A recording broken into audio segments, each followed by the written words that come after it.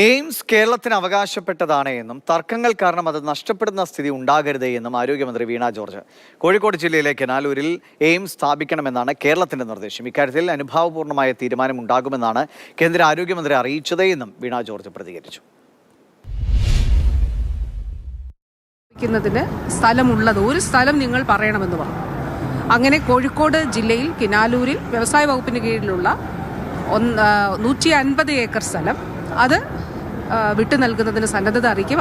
എല്ലാ രേഖകളും സഹിതം കേന്ദ്ര ആരോഗ്യ മന്ത്രാലയത്തിന് അയച്ചു. ഏറ്റവും അവസാനം ലഭിച്ച കത്ത് ഈ ആവശ്യം ഇത് വളരെ അനുഭാവപൂർവ്വം പരിഗണിക്കും എന്നുള്ളതാണ്. നെക്സ്റ്റ് ടൈം അടുത്ത തവണ എയിംസ് അനുവദിക്കുമ്പോൾ തീർച്ചയായിട്ടും കേരളത്തിൽ പരിഗണിക്കപ്പെടും എന്നുള്ളതാണ്. അത് മാത്രമല്ല, നമുക്ക് ലഭിച്ച ഒരു കമ്മ്യൂണിക്കേഷൻ ഇത് കേന്ദ്ര ധനമന്ത്രാലയത്തിന് ഈ പ്രപ്പോസൽ കൈമാറിയിരിക്കുന്നു എന്നുള്ളതാണ്. ഔദ്യോഗികമായിട്ട് ഇക്കാര്യമാണ് നമുക്ക് അറിവുള്ളത്. ഇതിൽ ഒരു കാര്യത്തിൽ ഒരു സംശയവുമില്ല. കേരളത്തിന് എയിംസ് അവകാശപ്പെട്ടതാണ്. കേരളത്തിന് എയിംസ് ആവശ്യമുണ്ട്.